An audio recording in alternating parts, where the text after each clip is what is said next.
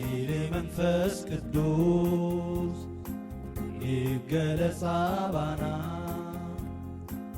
ሕጅውን ይገለጽ አባና ሕጅውን ይገለጽ ከምደገና ከምቲ ናይ ሓዋርያ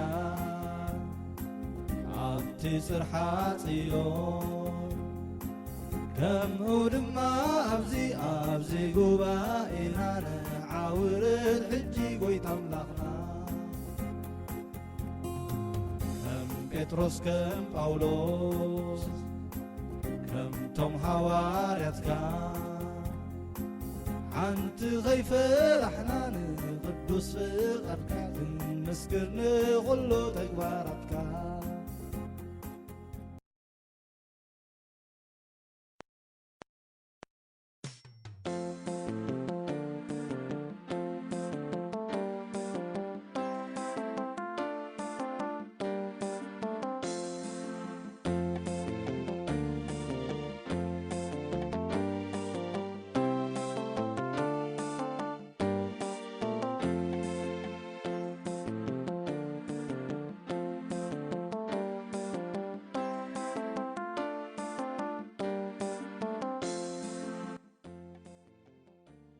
بسم آبن ولدن منفس قدسن حد أملاخ أمين وغزي أغير أملاخنا سلة فتركنا ناب كرستنا سلة صواحنا ببعينتو كهدون صورن ردية سلة زهابكنا بزا ليتي زيا حلقا بساوان زيا سلة زفتحكنا نمزقنك لنا وغيتا بزا محلتي زيا خزنك خازخير كل حلقا بتعبي حياونتك محرتك نعخا بزحقوز صبو قبر تراهي كمن ركب قبرنا منتي ناي فقر ودخا مدحنينا يسوس كريستوس رفات نايتا دودخا دنقل مريم طلتن نحلوتنا كلهم ملاختي يا مالدنتن سقا زلبسي زلالو موقعلكا زمهارنا طلوتنا دقمنا نبخا نقرب لنا سماي تنبر كاي مسجن من قصة تمتع سماي كم تخوني كمون أم مدري يخون مقبعلتنا لو مهابتنا زبدلنا كاي يقرب لنا نحنا ون نزبدلنا يقرأ خم النبل حفتنا يتتونا كاكفو أدحننا كماي من قصة حيل كبرن نزل عالم أتكاي أمين سلام نعخي ومريم تقداد ملأكي زي أبيهر مساقيو انكابانسي استبارك في نايكر صغفر يسوس كأس استبارك وقدست مريم أدى أملاخ لمن لنا نحنان هاتان نحجين بجزي موتنان أمين سبحاتنا أبن نولدن نمنفس قدسن يخون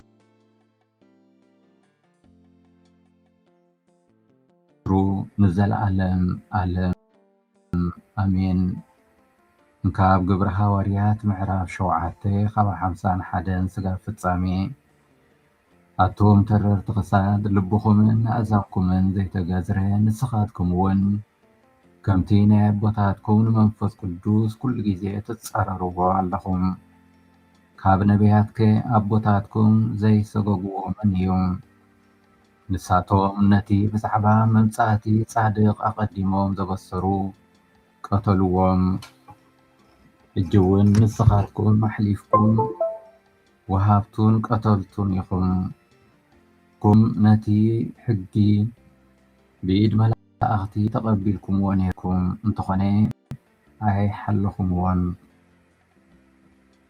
ستيفانوس توم سبكا نزم السمعوا لبهم ندري أسنانهم كا حركم لهم نستيفانوس كنا منفس قدوس ملؤهم ناب سمايان كحريرو خا خبر أملاخ يسوس دمها أميمان أملاخ دويلو رأيهم شعون نهو سماي تخفيتو ود السب دمها أميمان أملاخ دويلو إرئل نخبالين نساتهم حويلهم جدروا أذانهم دفينهم دما حبيرهم بحنسا ورروا كابتا ختما أوتيهم كأب درب أمني قتلوهم بتوم مسكر دما خداونتهم أتقى أجار ساول ذبها الجبزان برو ብዳርባ እምኒ ክቐትልዎ ከለዉ ከዓ እስጢፋኖስ ኦጎይታይ ኢየሱስ ነፍሰይ ተቐበል እናበለ ተማለለ።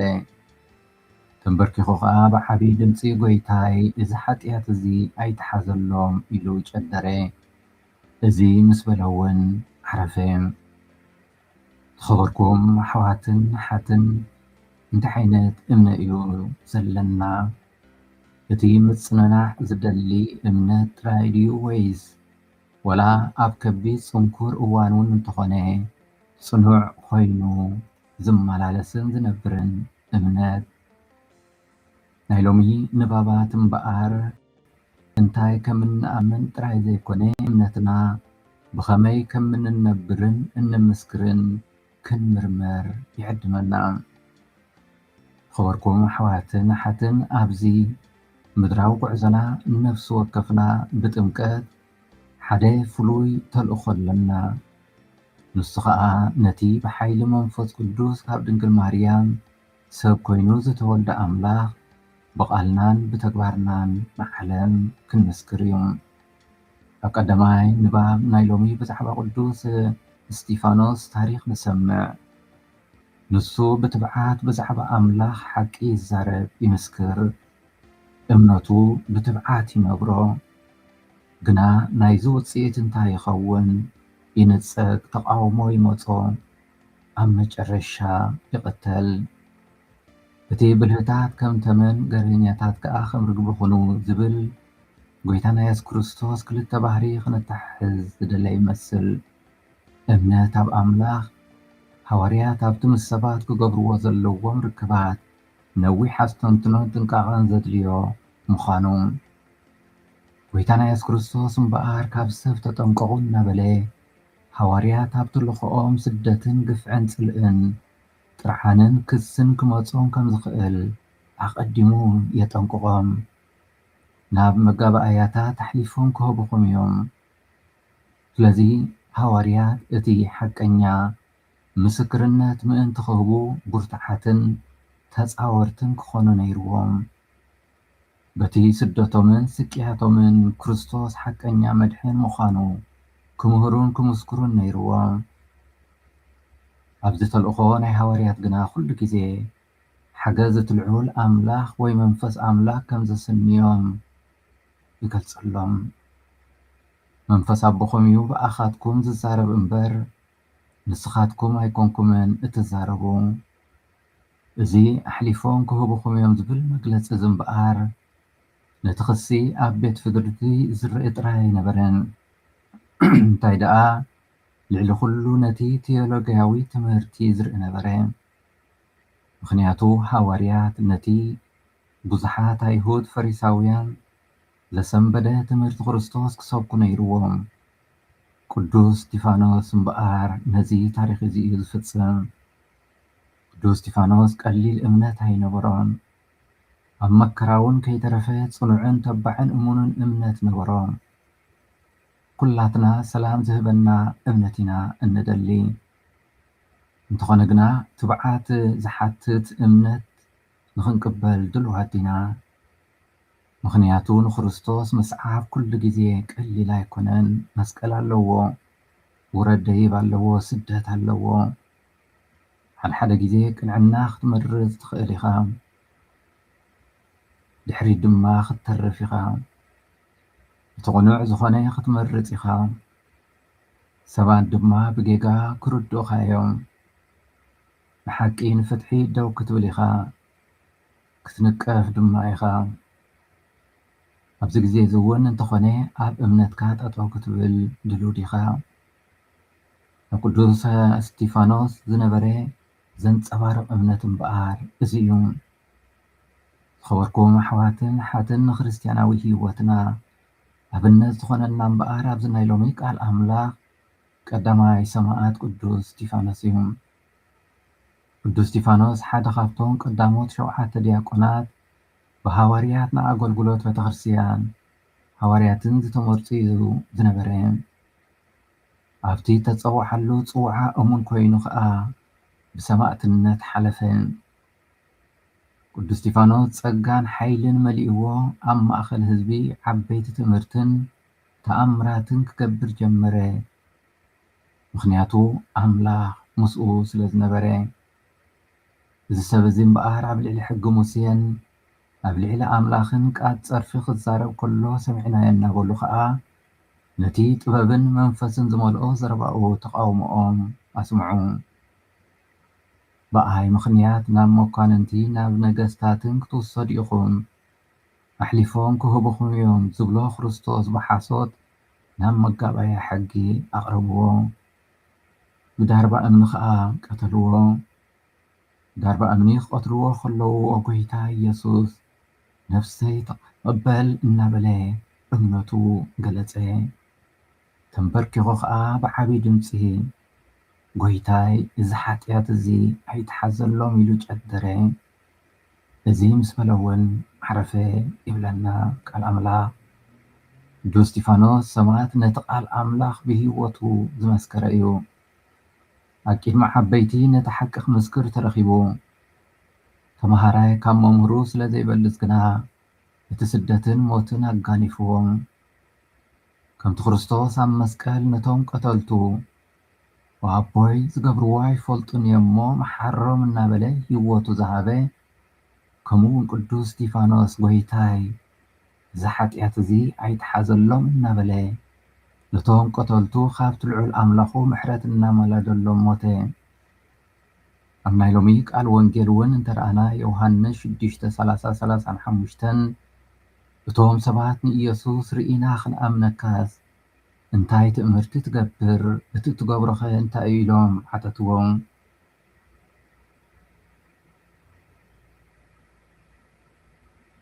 መርትዖ ይሓቱ፣ ዝረአ ነገር ይሓቱ፣ ግዙፍ ዘይእመን ነገር ዘይደልዩ። ብዙሕ ግዜ ድማ ንሕና ኣብ መዓልታዊ ሂወትና እንሪኦ ባህሪ እዩ። ጎይታይ ምልክት ሃበኒ፣ ጎይታይ ኣብኡ ከም ዘለካ ኣረጋግፀለይ፣ ጎይታይ ቅድም ፀገማተይ ኣሕርዮ ሽዑ ክኣምን እየ ንብል።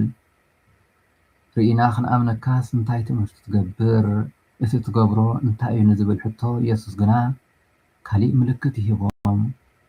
ካብዚ ዝዓቢ ነገር ይህብ ኣነ እንጀራ ሂወት እየ እናበለ ንሱ እቲ ካብ ሰማይ ዝወረደ ንዓለሙን ሂወት ዝህብ ምዃኑ ይነግሮም። ብካሊእ ኣዘራርባ እምነት ተኣምራት ምርኣይ ጥራይ ኣይኮነን። እምነት ማለት ምስ ሓደ ሰብ ምርኻብ እዩ።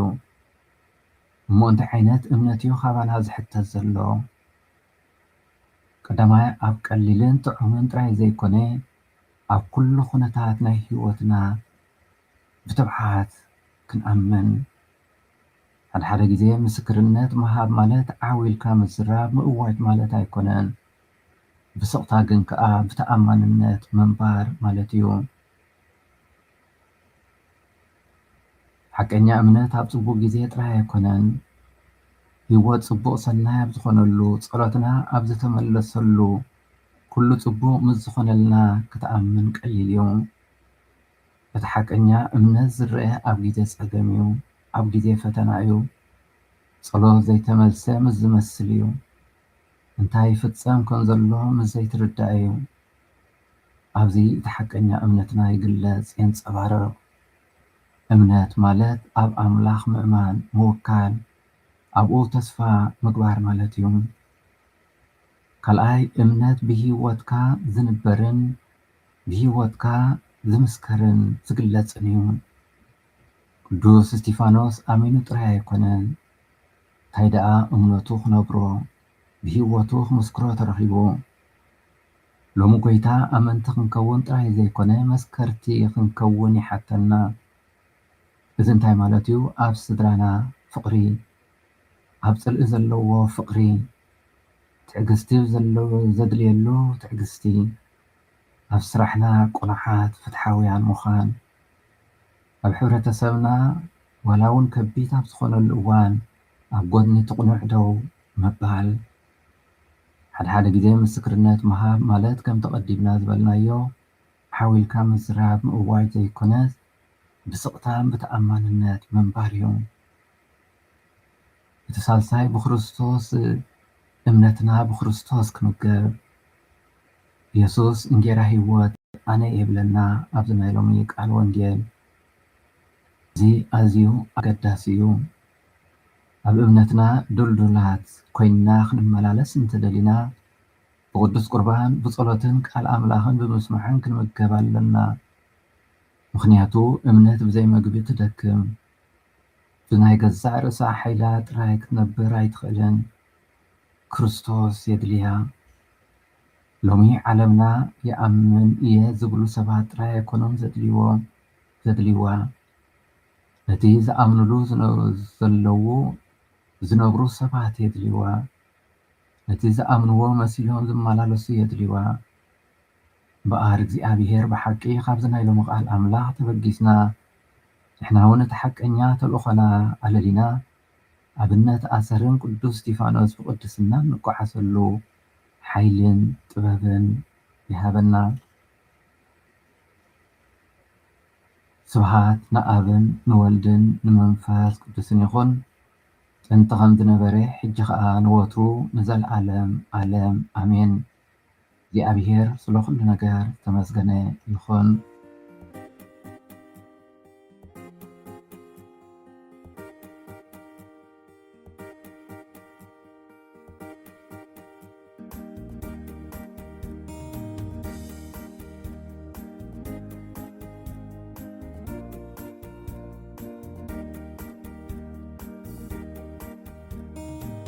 ኃይል መንፈስ ቅዱስ ይገለጽ አባና ሕጅውን ይገለጽ አባና ሕጅውን ይገለጽ ከእንደገና ከምቲ ናይ ሐዋርያት ኣብቲ ጽርሐ ጽዮን ከምኡ ድማ ኣብዚ ጉባኤና ንዓውርድ ሕጂ ጎይታ ኣምላኽና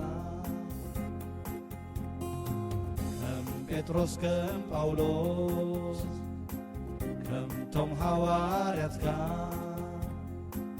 ሓንቲ ኸይፈራሕና ንቅዱስ ፍቓድካ ክንመስክር ንኹሉ ተግባራትካ